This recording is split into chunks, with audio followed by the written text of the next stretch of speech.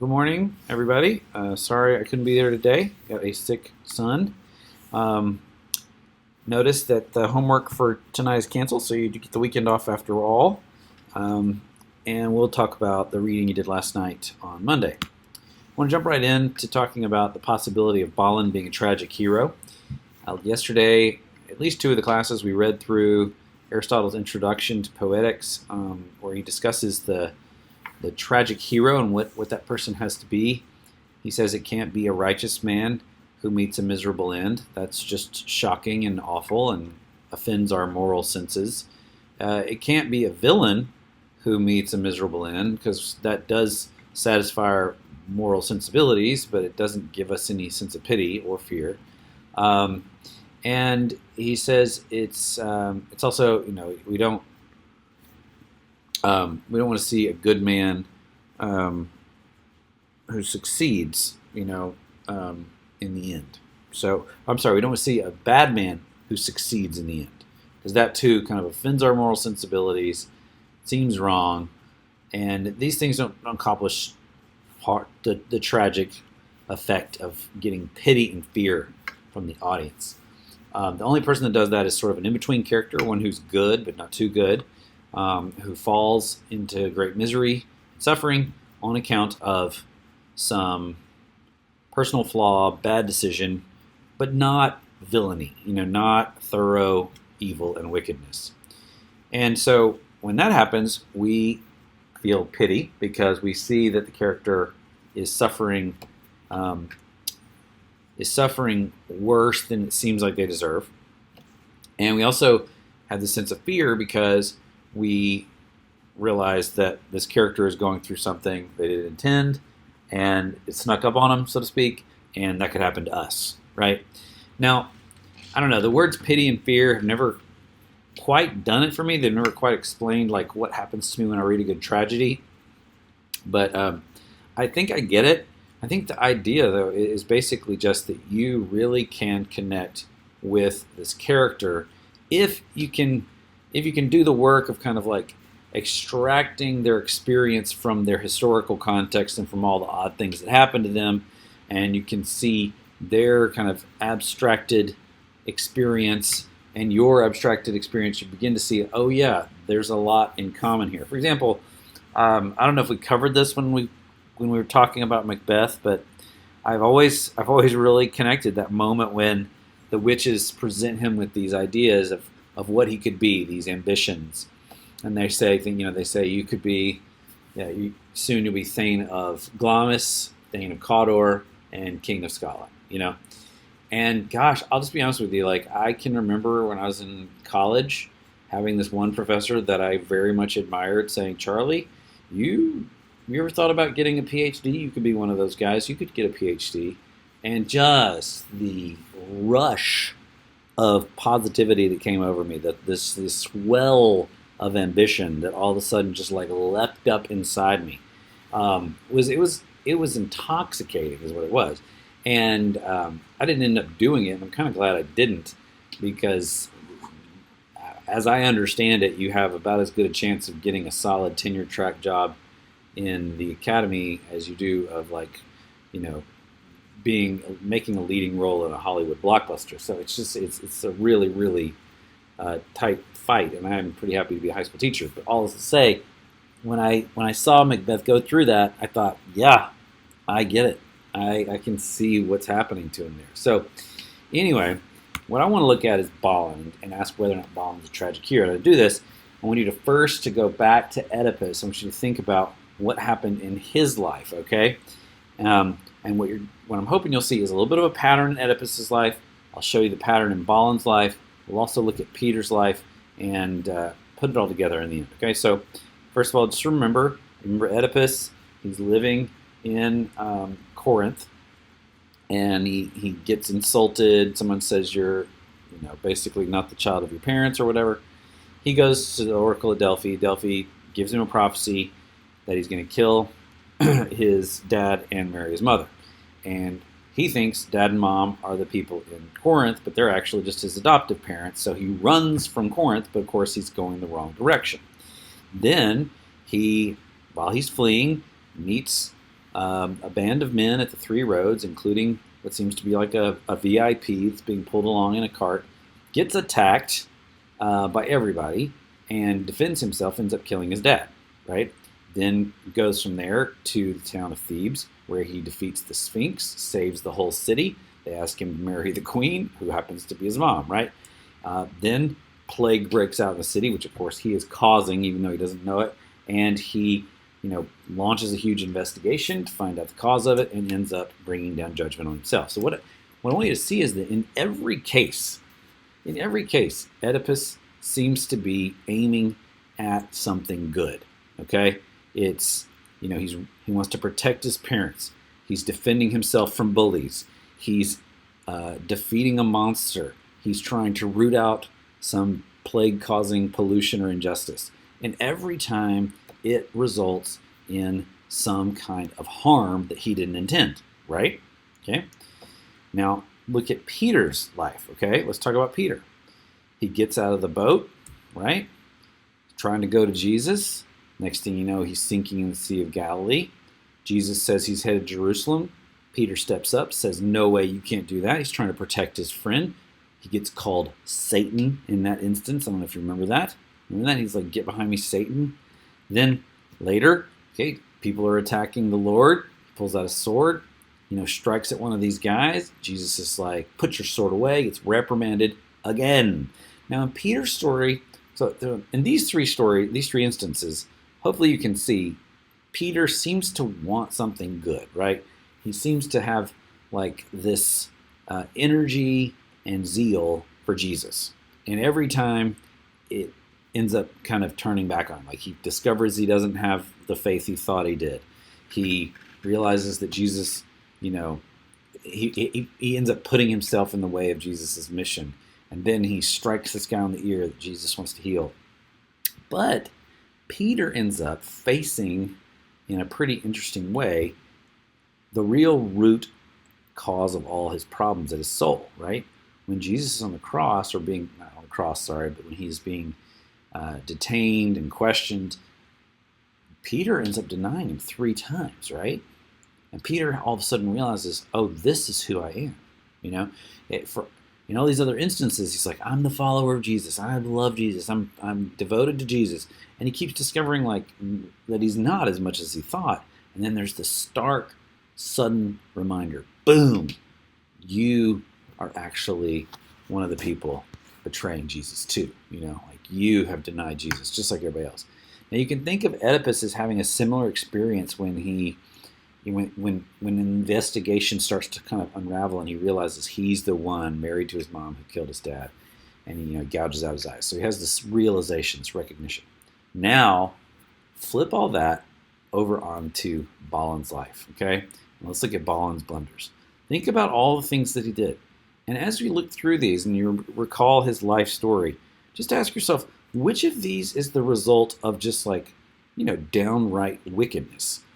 What did he do in any of these instances that was motivated by selfishness, greed, lust? Nothing. None of it, right? Envy. There's nothing here. Even the worst thing he does, where he kills the lady, in total violation of the chivalric code. Even that, he's executing justice on this woman who apparently the whole town where he comes from knows she's a criminal, and he's going to take her back, taking the head back, to show everybody, hey, we finally are free of this, this woman who has plagued and harassed us all this time. Even that was an act of justice, is all I'm saying. And that every step of the way, he's attempting to do something good, and the effect is something terrible happens to him. Okay? I submit that Balin and Peter and Oedipus are all very good examples, paradigms, reference to our last test, paradigms of the human condition. This is really what we are. We think we're doing good. We think we're aiming at something that we believe excuse me, we believe is just or good. But in the end, it keeps coming back on us. Like every time we try to do something good, it turns out to be wrong. And this is, I think, what Isaiah's getting at here when he says that our righteousness has become like filthy rags. Like the wind, our sins sweep us away. We're just helpless in a state of nature. Now, let me make that qualifier. I'm talking about in the state of nature, we are helpless against our sins. We have this inner compass that we talked about first semester, the kindly inclining. Something in us is telling us where to go, telling us to seek the good, and yet every step along the way, we end up off course, right? And what we really need, okay, I think ultimately, is the moment of recognition. We need, like Peter, to hear the cock crow, or we need, like Balin, to take the helmet off of our enemy and realize it's our brother. This is what we've done. One of the starkest statements of what the human heart really needs came to me when I was reading a Russian novel called The Brothers Karamazov. And one of the characters in there, a monk named Father Zosima, says, "There's only one means of salvation, then take yourself and make yourself responsible for all men's sins. That is the truth. Friends, for as soon as you sincerely make yourself responsible for everything and for all men, you will see at once that it is really so, and that you are to blame for everyone and for all things." Now, I know, I get it. Here it comes. It's been a while since we said something in this class that was that outrageous. But I think it helps. I think it takes you to the place you need to be. If you're going to come to Jesus, it can't be just like, well, I'm almost there, Jesus. I'm almost perfect, but, I need you to kind of fix me up, get me the rest of the way there. I think that what we're having to do with Jesus is renounce it all. We're like Paul. We've got this great Pharisee resume, and it really looked good at the time, and now we have to just crumple it up and throw it in the manure heap. And so, when can we do that? Well, you can do that when you face the reality that Oedipus, Peter, and Balin faced when they realized, all of their efforts have come to this. So let's take a minute and respond to that, okay? Give me 3 to 5 sentences in your journal, and we can talk about it on Monday. But here's my basic thesis. Sir Balin is actually a very poignant depiction of the human condition. Like Balin, we are constantly seeking to recover a relationship with the king. But as long as our efforts are aimed at this, we will find that our righteousness is filthy rags, and even our well-intended acts harm those we meant to love. The only salvation for us is to face the reality that we have killed our brother. By that I mean, not literally, but we have done what would be most unimaginable to us, okay? In this state, our contrite hearts are finally acceptable to God. So take a moment and respond to that, and we'll move on next to a quick discussion of chivalry. I'll give you 5 minutes to think that through and write your response. Okay, all right, moving on. I think all of you got a handout for this, and you need to go ahead and glue it into either your book or your journal. If you want to put it on the inside front cover of your book, it's a nice thing to have there when you one day pull it off the shelf again. But this is called the Pentecost Oath, and unfortunately, for some reason, the editor of our book left this scene out, and I don't know why. It would have come in the I think it comes in the Merlin section where we were reading. But anyway, whatever reason, Peter Ackroyd decided this didn't need to go in there. It's implied. You've probably already noticed that many of the things mentioned here have already been implied. But this is where it's kind of officially stated. So I just wanted to take a moment and look through this and go, kind of show you the breakdown, the outline of it. The big idea here is that Arthur now has a code that he considers even above himself. Like he puts himself under even this authority, which is something that Uther Pendragon doesn't really ever seem to do. Uther Pendragon is the model of Rex Lex. The king is the law. Whereas Arthur seems to be moving in a different direction. He submits himself to a law. He acknowledges Lex Rex, okay, that is, the law is king. And for him, this is the law. And we're going to discuss over, probably a week or so from now, a couple weeks from now, we'll discuss how Christian we think this code is. Like, is this code truly a manifestation of the Christian worldview? And then we'll discuss how relevant or irrelevant it might be in a modern context. Okay, so first let's just look through it. King established all his knights and gave them that were of lands not rich, he gave them lands. By the way, this is actually going to be written in a style that's much closer to the original where Mallory would have written, a kind of late Middle English, I guess, even like early pre-Shakespeare. So one thing you're going to notice is some weird language and redundancy. So for example, he gave them that were of lands not rich, he gave them lands. You see that redundancy? That happens quite a bit, especially in the negatives. There's just like some double and triple negatives sometimes that are funny.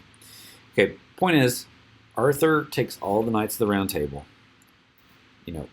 puts them all on the roster, gives them all a seat, and makes sure all of them have land. And the reason that you're going to need that land is because that's going to be their income. They are not workers, right? They don't have a job. They don't till the field. They don't do business. Their job is simply to stay sharp in their skills and to go throughout the kingdom rooting out injustice wherever they find it. So they can't be worried about money. So Arthur hooks them up, gives them a ton of land. Whatever income they get from the land is sufficient for them to survive. Then it says he charged them never to do outrageosity nor murder, and always to flee treason. Now here we have three interesting words. Okay, murder, treason, outrageosity, you probably don't. Outrageosity would be any kind of attack on children, the clergy, right, or women. Rape would definitely be outrageosity. Burning a church, roughing up a friar or a monk. All of those things are those we consider outrageosities. It's not. It wouldn't be outrageous to. You'll see there's like a dwarf who guards a bridge, and Lancelot's going to hack his head off. That's not outrageosity. If a peasant or some other grown man attacks Lancelot and he's not a knight, Lancelot will think nothing about lopping the guy's head off. But if it's a weaker person, okay, like the elderly maybe even would include anybody like the clergy, women, children, possibly the elderly, those guys are off limits. And now it also says no murder, so that means no underhanded killing of someone who might be your equal, and especially to flee treason, right? And so that would mean betrayal of not just your king, but any kind of bond of loyalty that you had. And in the medieval world, I'm not sure if you've covered this in history class or not, but in the medieval world, there could be lots of obligations that you might incur, to lords who had benefited you in some way, to kings, that kind of thing. In this book, of course, it's primarily going to refer to the knight's loyalty to Arthur. Okay. Then the next thing is to, oh, that's kind of wrong. Sorry, I meant for the reading to go down, but I'm just going to run with it. The next part up there is just underneath the red. By no means to be cruel, but to give mercy unto him that asketh mercy, upon pain of forfeiture of their worship and lordship of King Arthur forever. Okay, so that's the next section we'll get. That governs the relationship between knights. Okay, so there's no cruelty allowed. For example, I think it was King Damas who was holding knights in his prison.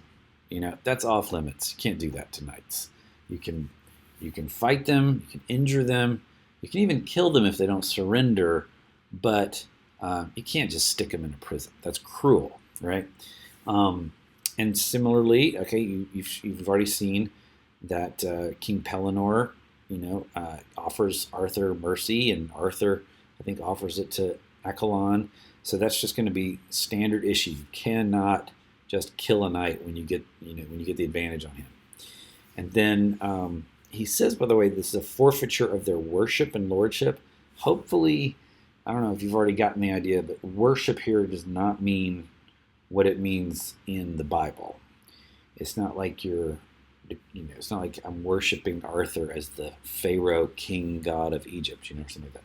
It's just giving worth to, it's like honoring. Is another word for honoring. Okay. Now, this last or next to last clause is going to govern the knight's relationship to women, right? Not only are they not allowed to harm women, so that's covered by the outrageosity phrase above, but they have to help them whenever they ask. So a knight who gets asked by a lady, a demoiselle, or a gentlewoman. Now look, the baker's wife comes out of the shop and says, "Hey, Lancelot, I need a favor." He's not necessarily going to do that, but a woman who's equal to him in rank, lady, damsel, gentlewoman, they all are going to get anything they ask, as long as it's legal and moral. So you're going to see that actually plays a huge role in Lancelot's life, because anytime a woman's like, "Hey, I need a hero to go fight this battle for me," he doesn't ask like, "What are we fighting for? Who are you fighting? What's the deal?" He doesn't even question that. He's just like, "Yep, you're a lady. You need help. I'm here." And it actually gets him in trouble one time, but it's Lancelot, so he's never in trouble for very long.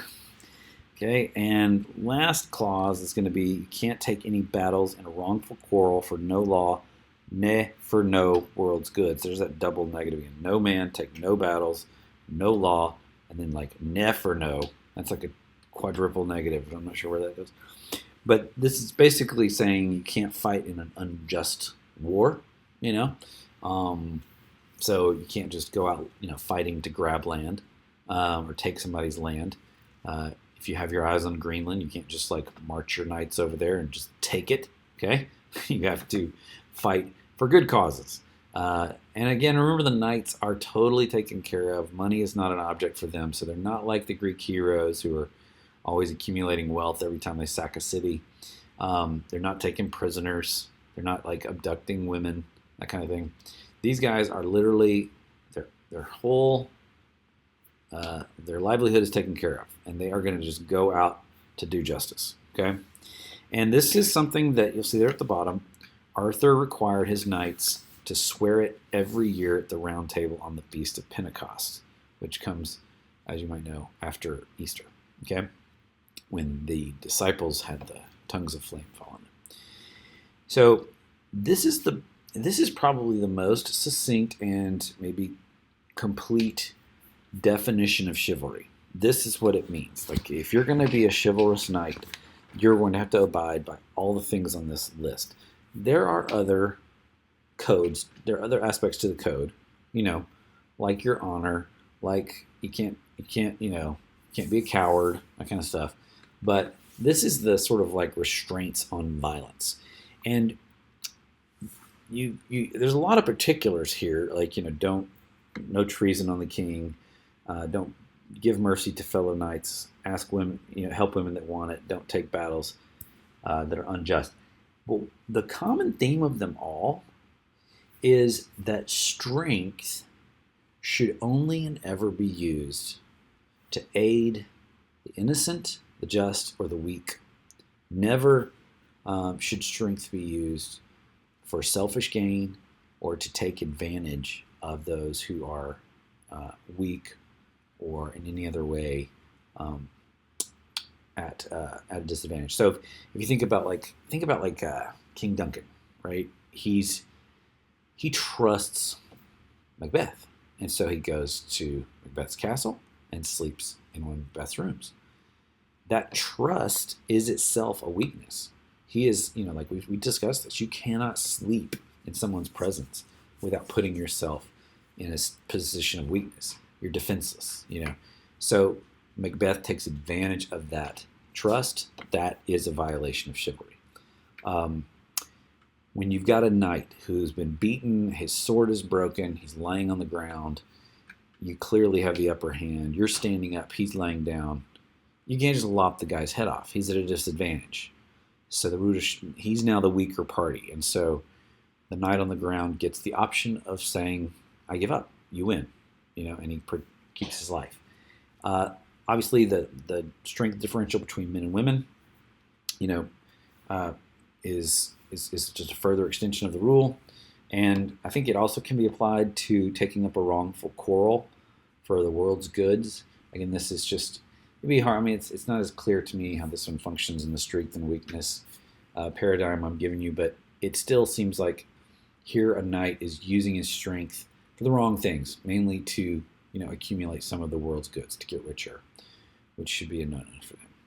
And what I want you to do is go back and just look at the text you read last night, the story of Arthur and Accolon, and really Morgan Le Fay. But especially look at Arthur's capture, Accolon's capture. Look at their decisions to fight, like why are they asked to fight? What are they fighting for? And then look at the fight itself. Here's my challenge. See if you can't find in your journal, or write in your journals, 5 different instances of Arthur or Accolon either keeping or violating the Pentecost oath. Okay? And we'll try to discuss this Monday. That's it really for me. Once you've finished that, I'll have your sub give you about another 5 minutes at least to look that over. And once you're done with that, you can just relax until the next period. So I hope you have a great weekend. I hope to see some of you at the dance on Saturday. Bye, guys.